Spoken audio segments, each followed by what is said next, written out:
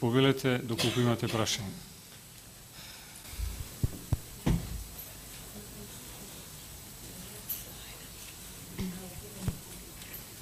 Иван,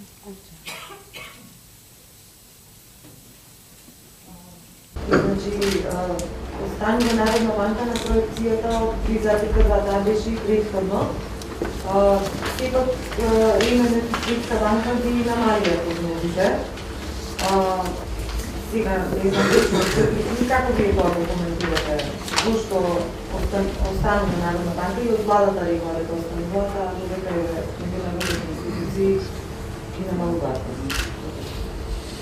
Да, во нашите разговори со меѓународните институции дознавме дека нивната надолна корекција на проекциите за стапката на раст на македонската економија главно произлегува од пониското остварување за минатата година. Ако добро се сеќавате, нивните очекувања за минатата година беа нешто значително повисоки од нашето. Нашето беше 0,5, тие се движеа близу 2%.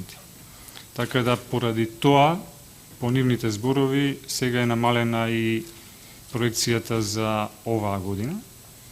Ние останавме на проекцијата од 3,2, односно ние кажуваме раст до 3,2%, но со зголемен надолен ризик, поради тие две причини што ги споменав и во презентацијата. Едната е пониското остварување, 0% на место 0,5 во минатата година, и второто е послабото остварување на инфраструктурните проекти и неизвестноста околу нивното интензивирање во наредниот период. Реализацијата на капиталните инвестиции во првите месеци од оваа година се само 7%. Интересира што мислите вие, бидејќи ве велите дека клучно за растот на БВП е јавниот инфраструктурен цикл? Ќе се постигне ли сето оно што е предвидено со буџетот и за да постигне на овој раст? Сметам дека тоа прашање на друга адреса треба да го пратите. Таму знаат подобро. Но вие имате 3,2% проекција, а за 3 месеца има само 7% капитални инвестиции. Дали уште сега оваа проекција од 3,2% не држи вода, бидејќи прашање е дали ќе може да се реализира било што од капиталните инвестиции. Едноставно анахроно е ова што ги гледаме овие пресметки. Затоа, бидејќи во првиот месец беше 1%, 3 месеци 7%, и колку да се интензивираат, прашање е дали ќе може до крајот на годината да се дојде до некоја солидна сума, со оглед на тоа што дел од тие капитални инвестиции потребно е минимум половина година до година за да почнат било каква реализација. Зборимаме за оние чебенгалишта 220 милиона евра и сите останати работи. Така што околу тоа вашата проекција дали е реална во момент?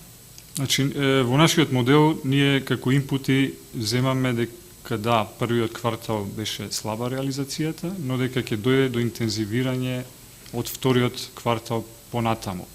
Исто така ги земаме како инпути и оние владени политики кои што се веќе во процедура, кои што треба да дадат поддршка на домашните и иностранските инвестиции. Значи, тоа се параметри со кои што ние можеме да работиме. Тоа ни е на располагање. Дали тоа ќе се реализира, значи, не е во нашиот домен да знаеме. Но, затоа кажуваме, тоа се предпоставките, доколку тоа се случи, растот може да биде 3,2%. Но има силен надолен ризик доколку не се остварат тие предпоставки. Значи, што доколку би било преполовено? Од 60 и 80% изминативе години се реализираа капиталните инвестиции. Што е во годинава и да се преполова? Која би била, ова беше вашето основно сценарио, која би било полошото сценарио? Сигурно сте го направили. И дали имате 10, 20, 30, 40, 50% од капиталните инвестиции, како би бил растот? Дали имате таква симулација направена? Значи, секако, ние во нашиот модел ги правиме сите тие симулации, но треба да се има предвид дека јавните инвестиции во вкупните инвестиции сепак имаат помала тежина, односно тоа е 20 до 25% од вкупните инвестиции. Значи, сепак, најголемиот дел се приватните инвестиции, така што во најголем дел зависи дали ќе се интензивираат приватните инвестиции и странските инвестиции. Овој дел од јавните инвестиции, доколку не се оствари, секако дека ќе има одреден ефект, но сега не би шпекулирал со бројките, иако ние сите тие симулации ги правиме и сме свесни за тоа во кој интервал може да се движат тие остварувања. Гувернере, малку само надвор од темата. Дали ако не се усогласат политичките партии околу ваш реизбор и се оствари сценарио да не биде избран гувернер, дали тоа може да се одрази некако на работењето на Народната банка? Како, ако воопшто се одрази, на каков начин би влијаело тоа врз стабилноста на оваа институција, независимоста и така? Народната банка има многу значајни функции во економијата. Значи, одржува ценовната стабилност, во нашиот случај преку стабилниот девизен курс на денарот во однос на еврото, и се грижи за сигурноста на банкарскиот сектор. Самото тоа кажува дека оставањето на Народната банка без гувернер би имало сериозни негативни импликации. Ние се уште се надеваме дека согласно законот за Народна банка ќе се постигне договор за нов гувернер, бидејќи законот за Народна банка е изработен во 2010 година со поддршка на ММФ и ревидиран од Европската централна банка и Европската комисија, и тоа е значително хармонизиран со европското законодавство. Би било европско однесување да се целосно да се испочитува законот за Народна банка и според него да се избере нов гувернер, професионалец, кој ќе се извршува својата задача.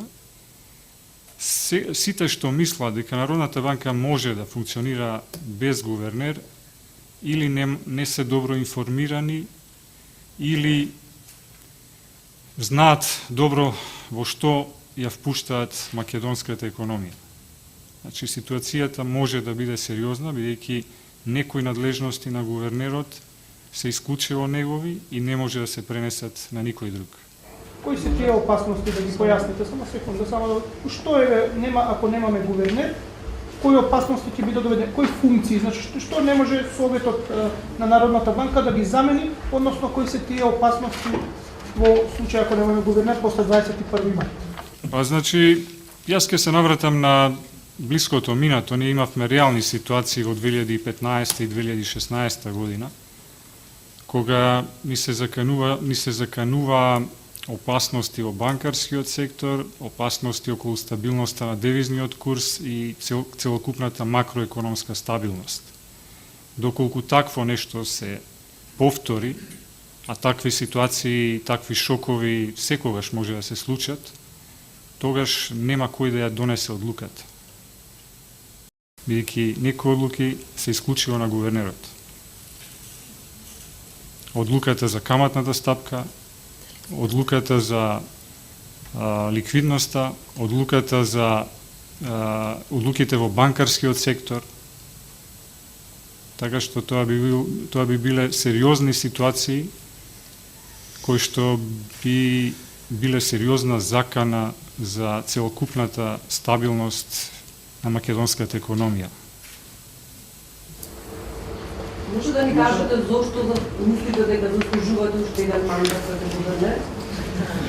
Дали да очекувате поддршка? Тоа не треба јас да го кажам. Јас моето го кажав во овие 7 години и со тимот кој што во најголем дел е присутен тука, го постигнавме тоа што го постигнавме. Резултатите се видливи за сите и други треба да одлучат како понатаму. Дали очекувате поддршка од парламентарското мнозинство? Тоа прашање треба на друга адреса да го патите. Кои се вашите очекувања? Јас очекувам парламентарното мнозинство во рокот до 20 мај да избере гувернер и Народната банка да не се остави без кормилар. Извинете сега, како би им помогнала, бидејќи очигледно е таму заплеткана ситуацијата. Премиерот кажа дека бил изненаден од вашето номинирање од страна на шефот на државата Ѓорѓе Иванов. Од друга страна знаеме дури дека инсистира за свое кадровско решение, а како што гледаме владеачката СДСМ на некој начин се уште се координира. Каде го гледате вие? Изгледот очигледно има многу интереси, многу струи, каде реално може да се најде излез од оваа ситуација? Бидејќи политиката очигледно дека Интересот секогаш треба да биде она што е интересот на сите политичари, треба да биде секогаш интересот на државата, на Република Македонија. Значи, ако се има добра волја, ако се седне, се разговара, може да се дојде до најдобриот кандидат. Има квалитетни кандидати и покрај овие што сме сега во фокусот, така што решение секогаш може да се најде, единствено треба добра волја и подготвеност да се направи она што е најдобро во моментот и да се има отворен ум за сите можни комбинации. И тоа комбинации кои завршуваат со избор на гувернер. Дали вие го прифаќате предизвикот за уште еден мандат? И сакна да Мене ми е чест што председателот Иванов има доверба во мене и ме предложи за уште еден мандат. Самиот факт што ме предложи значи дека јас сум ја прифатил таа кандидатура. Но доколку во овие политички договарања не се постигне консензус, секако дека има и други кандидати околу кои што може да се обезбеди тој консензус. И како што кажав, значи и покрај овие двајца кандидати кои што сме највеќе во фокусот, има квалитетни луѓе за гувернер. Историјата не се случила меѓутоа како опција, како дел се продна низ јавноста дека можеби како вршител на должност да останете до изборот на следниот председател. Такво нешто не е предвидено во законот и не знам по кој основ такво нешто би можело да се направи. Како што кажав, законот е европски закон и европско однесување би било да се испочитува целосно, а не да се оди на заобиколување или негово менување. Тоа би бил опасен преседан.